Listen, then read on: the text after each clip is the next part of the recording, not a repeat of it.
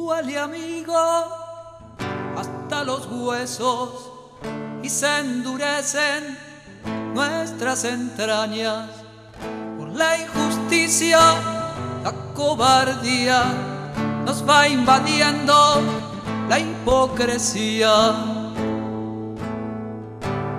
Hay tanta bronca acumulada, tanta traición disimulada, que se nos cierran hasta las manos y el desencanto nos va quietando.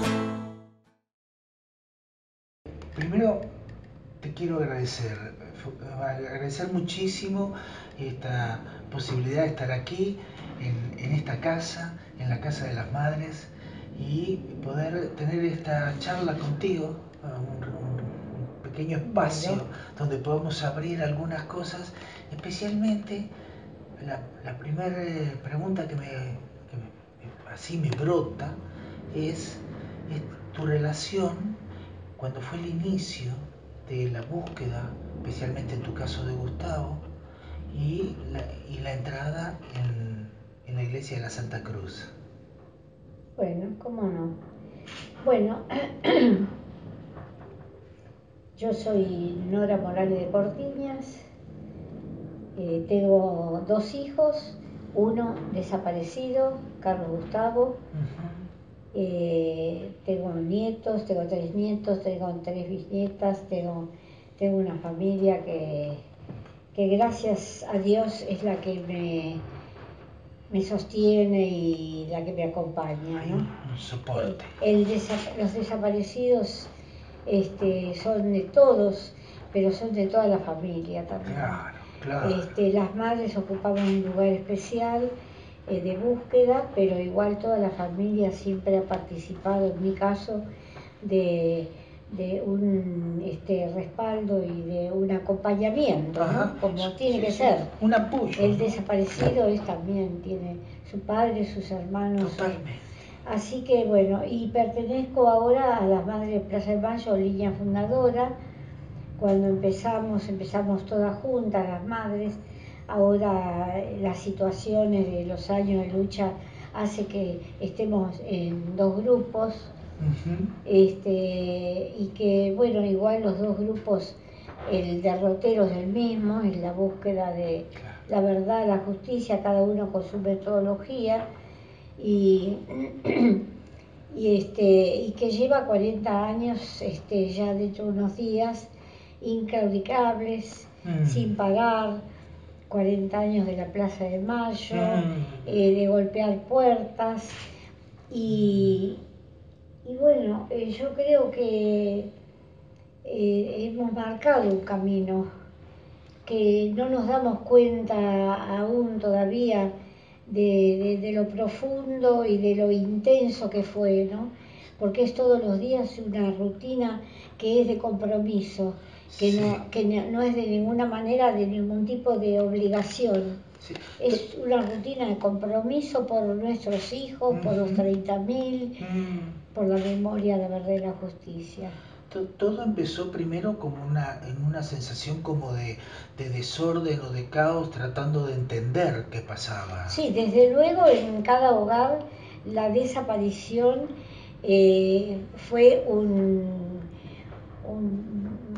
choque en cada uno de los integrantes de la familia, ¿no? Una cosa como que se te viene un terremoto, una cosa que no esperabas. En esos momentos, ya el año 77, hacía un año que había empezado la dictadura cívico-militar, eclesiástica y económica, pero ya antes, en muchas familias, ya había situaciones de ese terrorismo de Estado que había cuando todavía no era institucional, sino aún con un gobierno votado por el pueblo.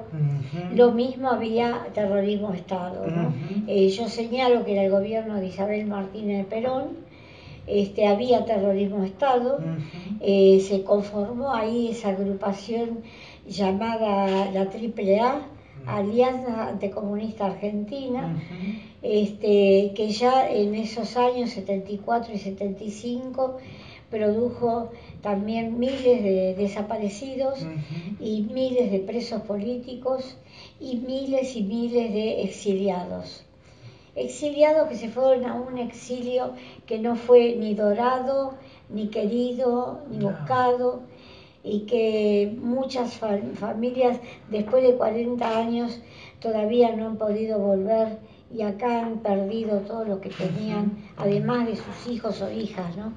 Así que en realidad son muchos años y muchas de las familias que caminamos juntas, primero tuvieron también un hijo o una hija presa política y en algunos casos ese mismo preso o presa terminó siendo desaparecido en el momento en que empezó la dictadura cívico-militar, religiosa y económica.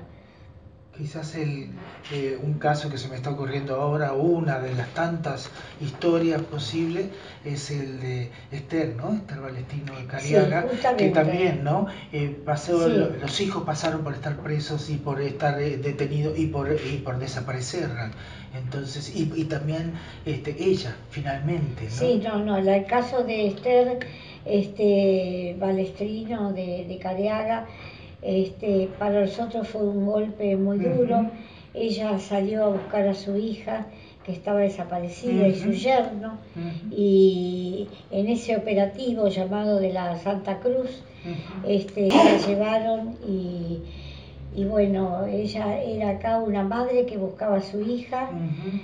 Acá no era, ella había sido militante política en Paraguay, pero acá en Argentina realmente no. Ella vino con su familia a buscar un lugar que le gustaba, la Argentina, y un lugar donde salían de lo que fue el terrorismo de Stroessner de tantos años en Paraguay. Entonces venía como que acá iba a crear a su familia en un estado de mayor tranquilidad. Así que eso fue, bueno, ahí en esos días que conocimos a Esther, cuando la conocimos a Esther era cuando ya se habían llevado a Anita. Entonces fue ahí en ese momento que sucedió todo ese encuentro, ¿no? Y lo de la iglesia de Santa Cruz también es decir que las madres recurrimos, nosotras nos reuníamos en la iglesia de Santa Cruz, nos prestaban un saloncito cuando lo único que teníamos era el pequeño espacio o pequeño, digamos, en una fantasía, ¿no? De la Plaza de Mayo. Claro. Porque la Plaza de Mayo fue para nosotras el primer lugar de asiduidad, ¿no? De ir siempre. Nosotros cuando fuimos a la iglesia, a la Vicaría de la Marina, ahí nos fuimos conociendo algunas madres, pero Esther de Cariaga, ella cuando se llevan a Anita solía ir a familiares, otra institución hermana, familiares de detenidos y desaparecidos por razones políticas. Bueno, ahí fuimos conociéndonos, mucha gente que ya que iba familiares empezó a ir a la plaza cuando se enteró que nosotras habíamos decidido reunirnos en la plaza para que nos viera la gente que pasaba, ¿no? Es toda una historia que se fue dando sin buscarla, ¿no? Una historia del día a día, ¿no? Sí, como una conexión entre personas que se iban relacionando, iban encontrando herramientas para solucionar lo que les estaba pasando, ¿no? Y bueno, y ahí también cuando secuestran al grupo de madres y de las religiosas francesas y los familiares que estaban ahí, también todo se acrecentó, ya fue de golpe vivir una realidad que era la que el sistema seguía llevándose a la gente y además llevarse hasta las madres que buscaban a sus hijos, ¿no? Claro. Porque el caso de Esther, de Mari Ponce de Bianco y de Azucena, era mostrar que ni aún iban a dejar pasar a las madres que buscaban a sus hijos. O sea que todo fue muy intenso, dramático y con una brutalidad total. Fue una dictadura muy concertada, muy preparada, un plan alrededor de una mesa y un plan, porque el caso de Esther entró justamente en lo que fue el operativo Cóndor, que era el intercambio de víctimas, de militantes de un país al otro. En el caso de ella era la búsqueda de su hija y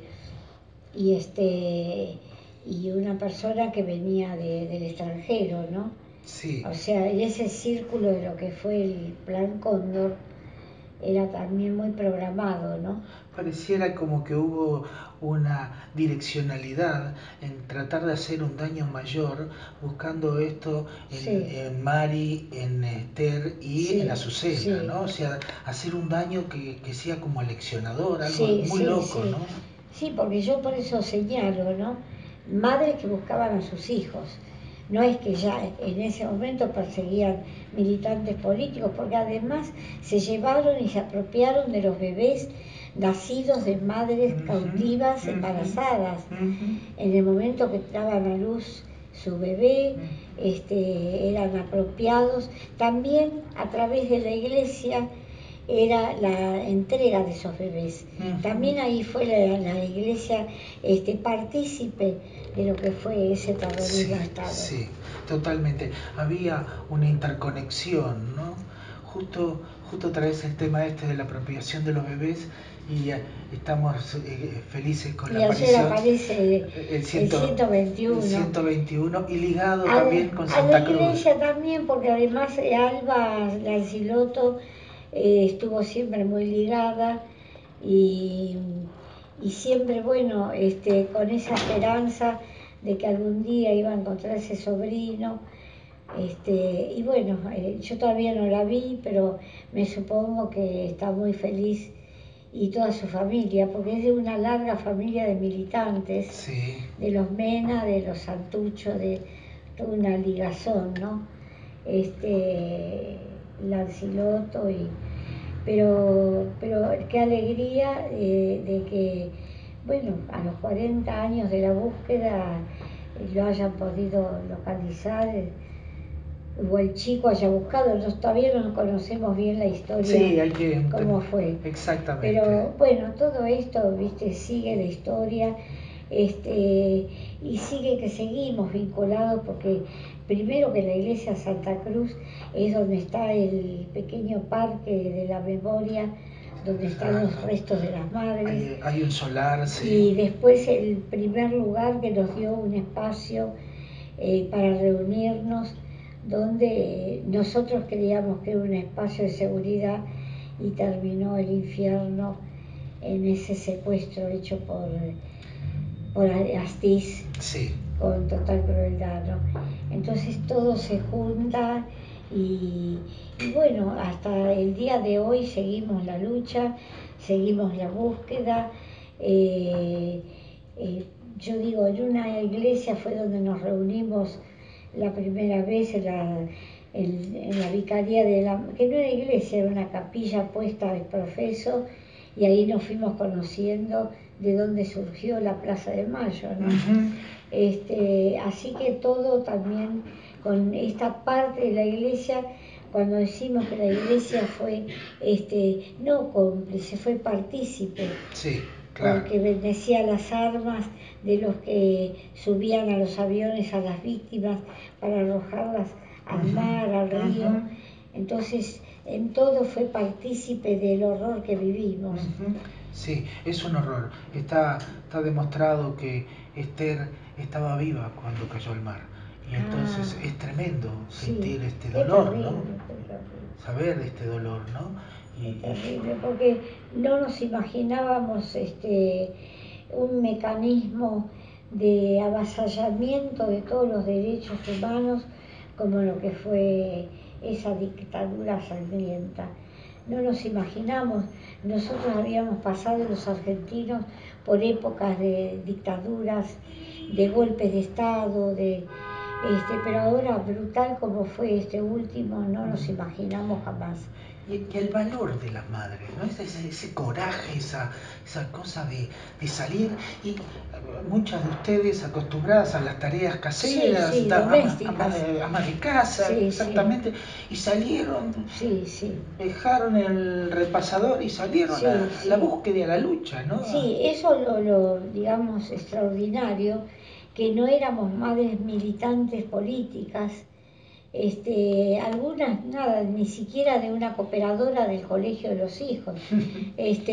Éramos, como vos decías antes, de las cacerolas y el repasador y la atención de la familia, ¿no?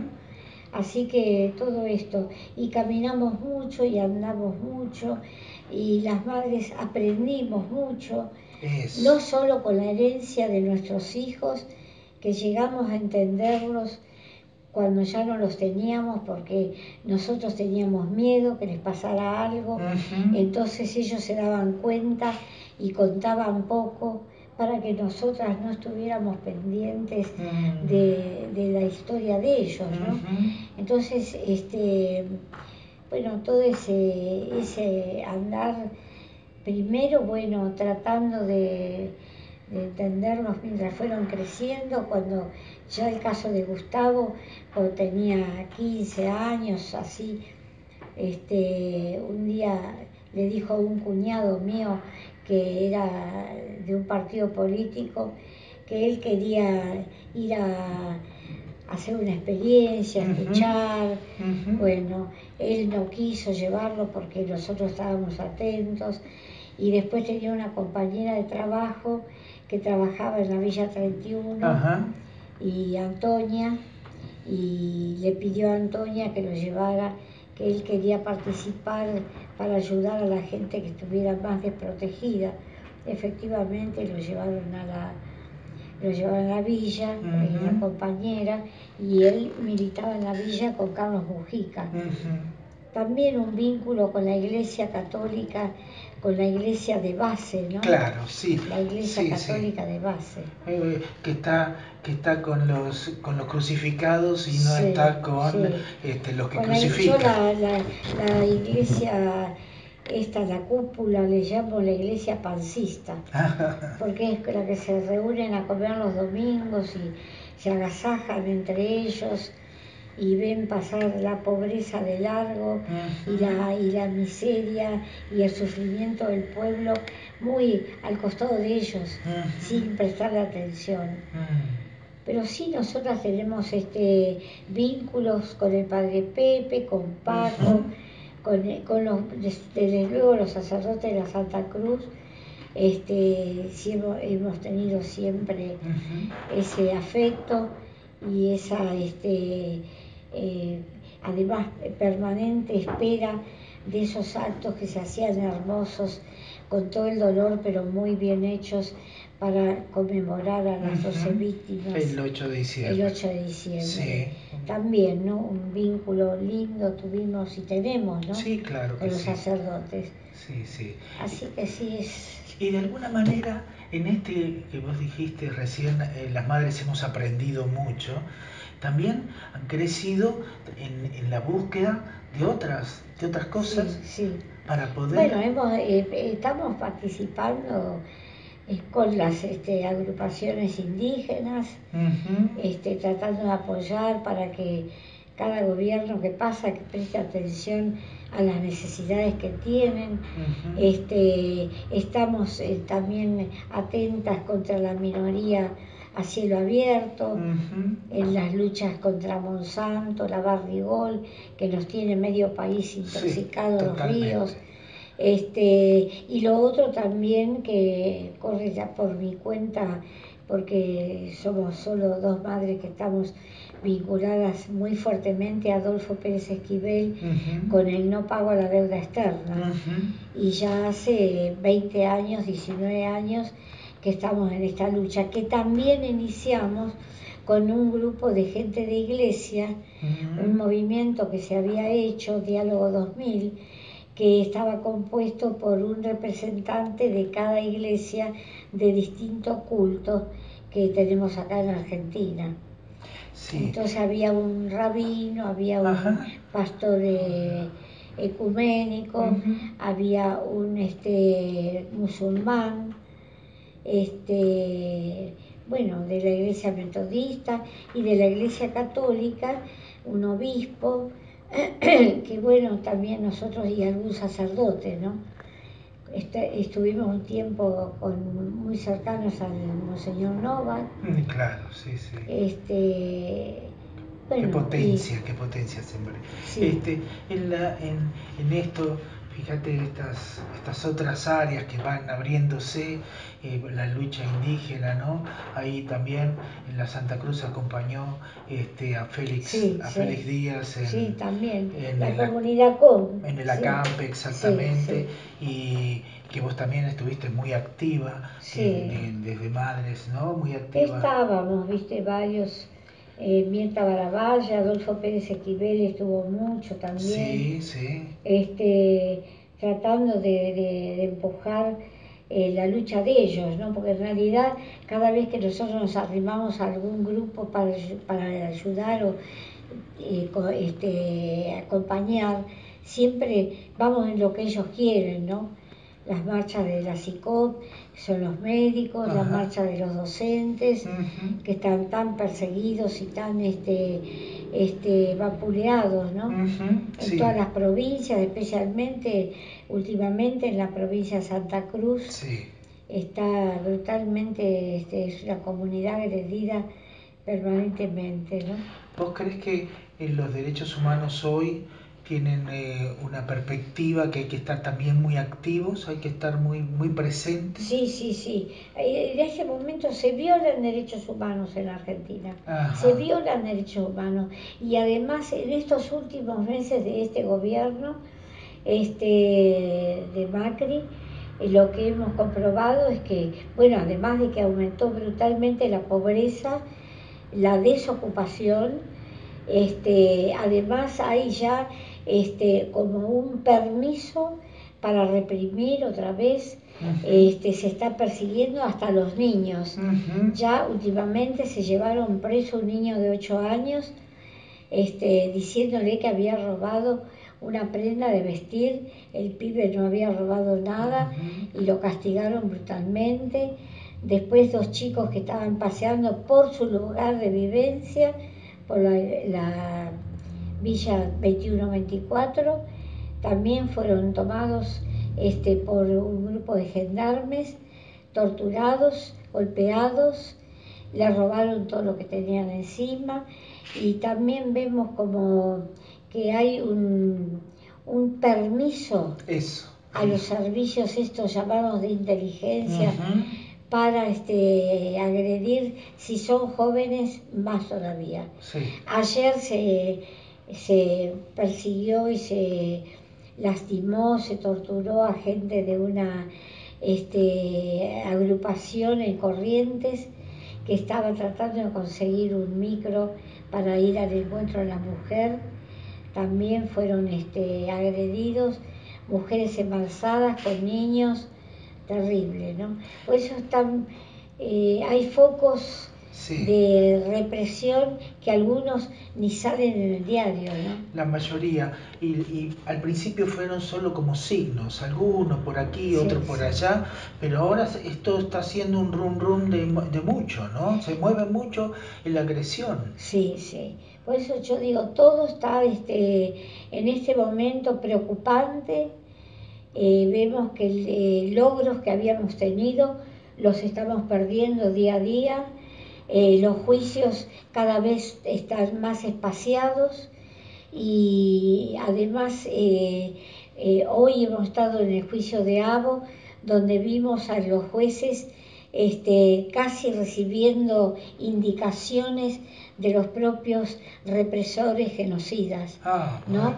Claro. En sus decisiones. Sí, sí. Estamos viendo que los espacios de memoria, verdad y justicia están siendo desmantelados por el gobierno. Y con el caso de los juicios, donde ya no hay un presupuesto que asegure que los juicios van a seguir fortalecidos, ¿no?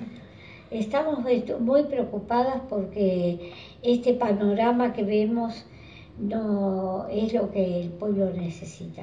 No, al contrario, ¿no? Parece una sombra que se está viniendo y no se sabe hasta dónde será. Y yo te digo que del gobierno pasado, pese a todas las críticas que algunos le hemos hecho, hemos tenido avances, ¿no? Avances en este camino de la justicia. Los juicios acá en la Argentina son únicos, no hay en otros países. Los centros que fueron lugares de tortura y muerte están abiertos para seminarios, para espacios donde se difunde la historia, ¿no? Historia. Ahí también hubo un aprendizaje desde madres, ¿no? Porque los juicios tienen una complejidad muy grande por lo inmenso que son.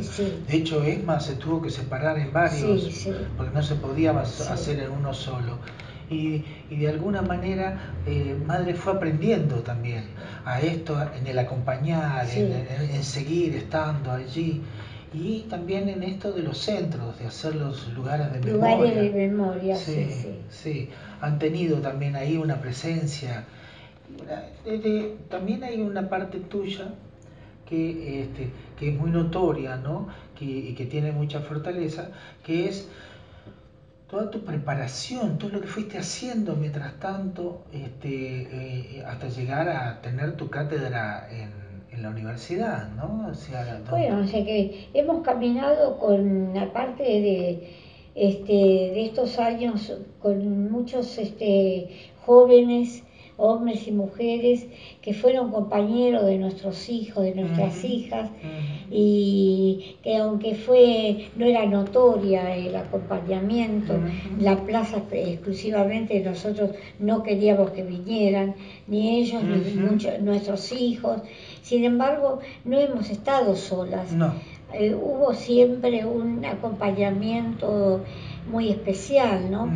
Y yo te digo, en el tema de iglesia, con una parte importante de los sacerdotes de Opción por los Pobres, esos sacerdotes que se llamaron del Tercer Mundo, y de la iglesia, de la evangélica, especialmente la metodista, especialmente. Todas las ramas fueron en cierto modo solidarios, pero hemos caminado mucho con la iglesia metodista, ¿no? Así que también eso, una iglesia de base, y la iglesia metodista, y como te digo, cuando hemos salido a pelear contra la deuda externa, como seguimos ahora, pero ahora hay un momento extraño. Este gobierno que criticó al otro de todo, resulta que se está endeudando a más no poder, que ni mis tataranietos lo van a poder pagar.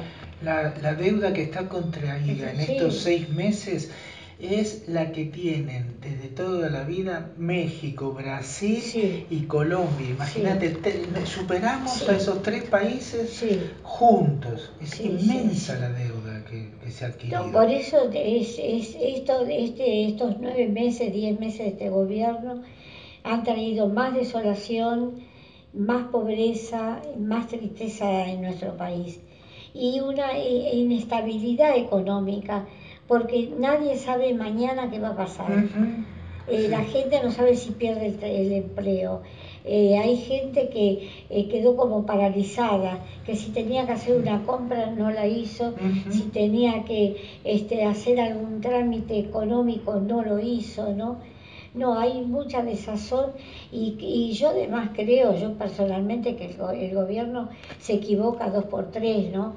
Se equivoca hasta último, podría decir un tema que te vas a decir cómo lo tocamos también las madres, las Malvinas, ¿no? Claro. Las Malvinas que son nuestras y que hay una canciller que pretende ya pensar en negocios cuando todavía no defendimos hasta las últimas consecuencias la soberanía, Sí. ¿no? No queremos con guerra, pero sí decir que las islas son nuestras y que las tenemos que ocupar nosotros, ¿no? Ya vendrán tiempos, yo tengo esperanza de que algún día las islas las vamos a recuperar totalmente. Sí, incluso que también toda esta sensación de oprobio, porque vos decís que la gente está como paralizada, sí. Y lo que paraliza es el miedo. Sí, sí, el miedo no te deja avanzar, sí. ese miedo imaginario sí. a lo que va a venir. Por ¿no? eso, pues yo creo inclusive que el tema de la seguridad, que a veces igual le prestan mucha atención a la seguridad, que no sabemos también si no la provoca el propio Estado, ¿no? La policía, los gendarmes que atacan en los barrios, todo eso, ¿no? Sí. Pero se pasa por algo que el hambre ya es un flagelo terrible acá en la Argentina, ¿no?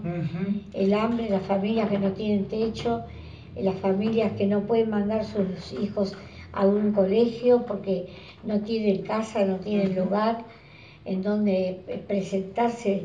A veces para tomar a los chicos, si les dicen que viven en la villa, ya los discriminan. Ya no es lo mismo que si dan una dirección de una vivienda digna como queremos para todos. Sí, todas, exportación de gorrita. Sí.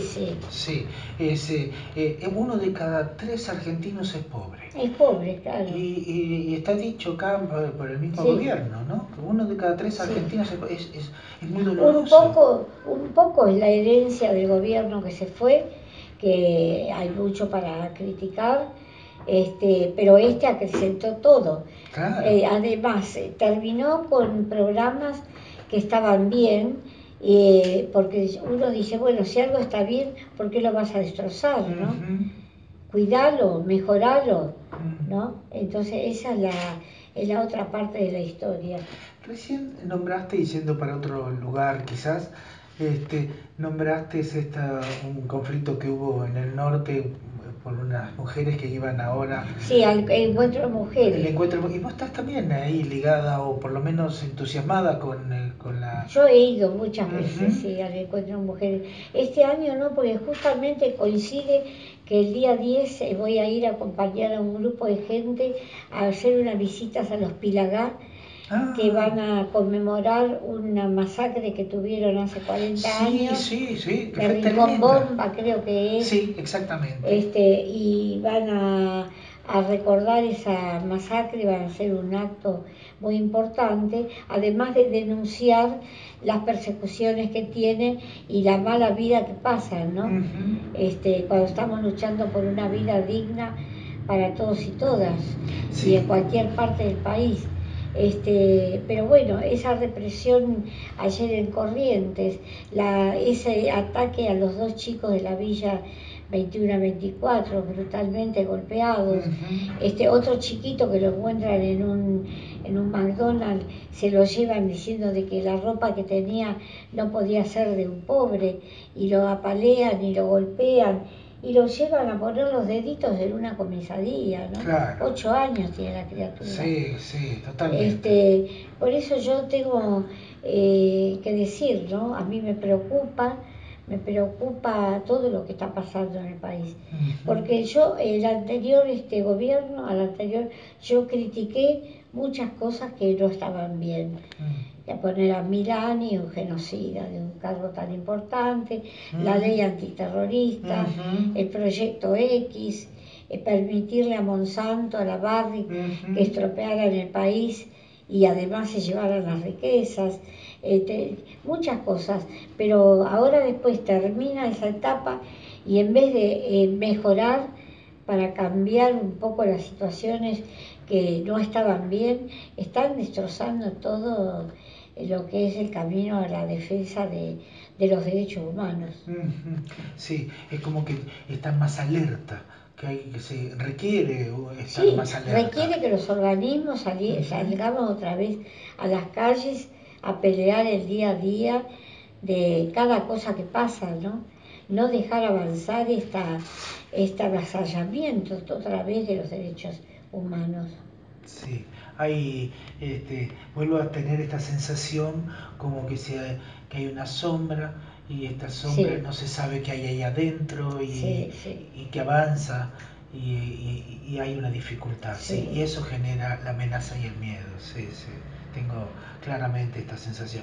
En fin, de alguna manera... Otra cosa que te quiero decir, que también las madres estamos con los ojos puestos en los países hermanos.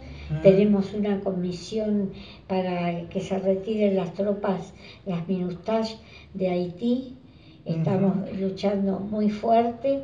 Ahora van a tener unas elecciones que ya sabemos que van a ser muy difíciles.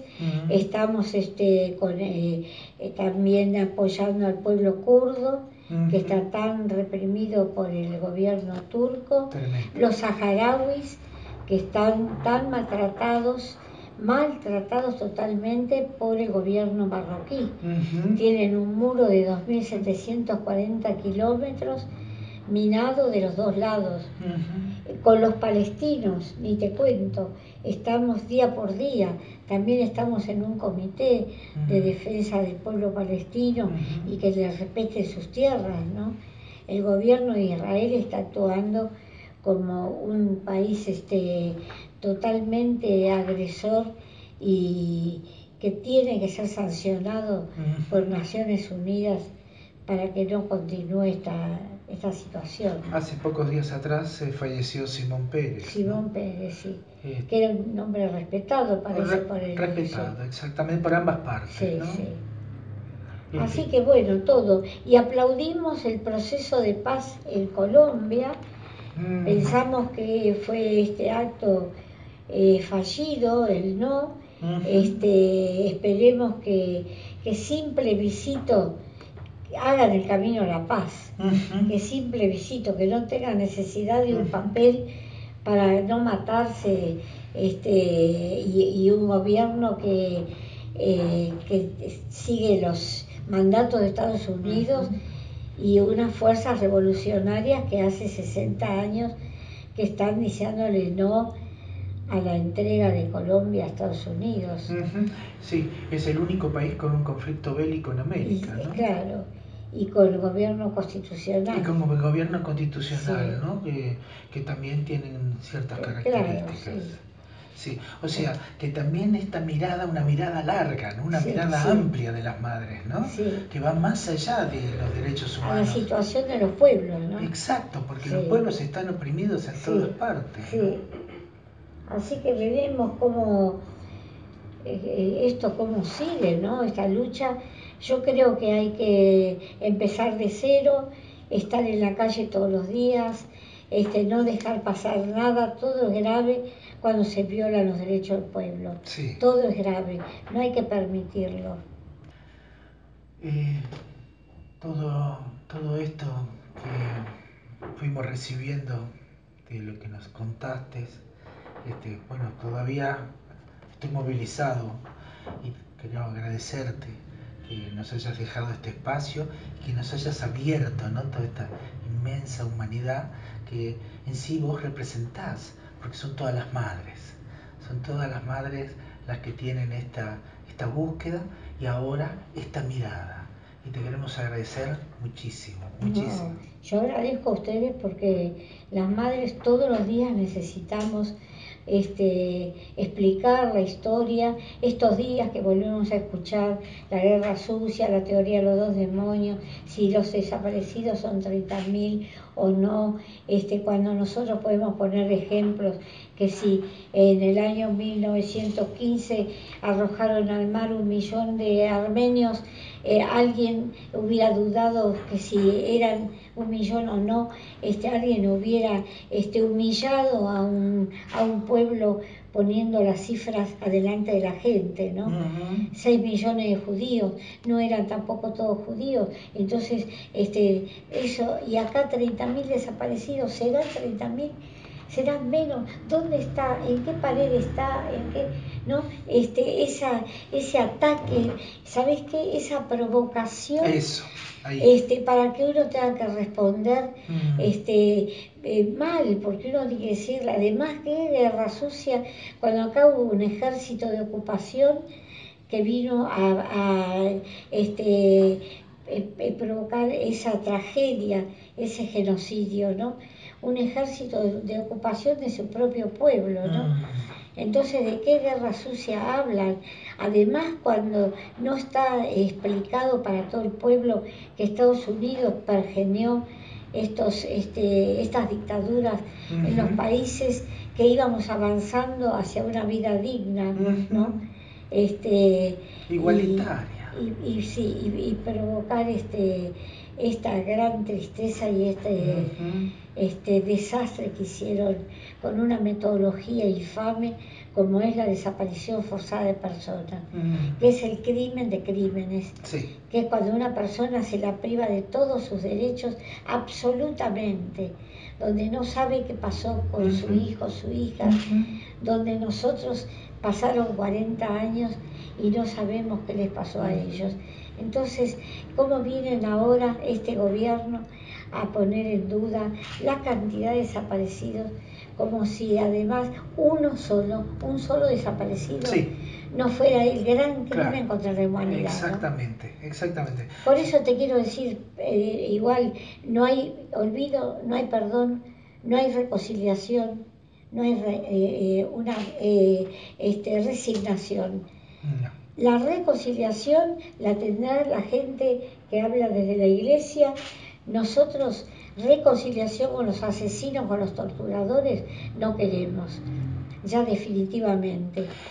Como que la reconciliación es algo privado, ¿no? De cada persona. Y con arrepentimiento, exacto. Y con un montón sí, con muchas cosas. Pero eso es cosa de la iglesia. Exacto, En el llano, en la gente común, la reconciliación, habrá alguna persona que está vinculada a la iglesia, pero esto requiere justicia, requiere verdad, requiere la apertura de todos los archivos de una vez, ¿no? Y decir al mundo qué ha pasado acá con todos y cada uno de los detenidos desaparecidos. Nuevamente, muchísimas gracias. Gracias también. Y como siempre vamos a estar cerca. Bueno, vamos a estar cerca. No nos olviden, ¿eh? No, quédate tranquila que no. Quédate tranquila. Gracias. Siguen pulsando a este pueblo crucificado. El pueblo libre será posible. Muchos testigos hoy no lo dicen. Angelelli, Oscar Romero, Carlos Mujica, 1000 compañeros. Su sangre canta en nuestras cuerdas. Este es el tiempo del hombre nuevo.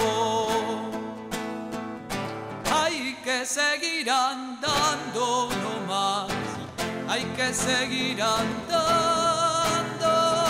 Hay que seguir andando no más.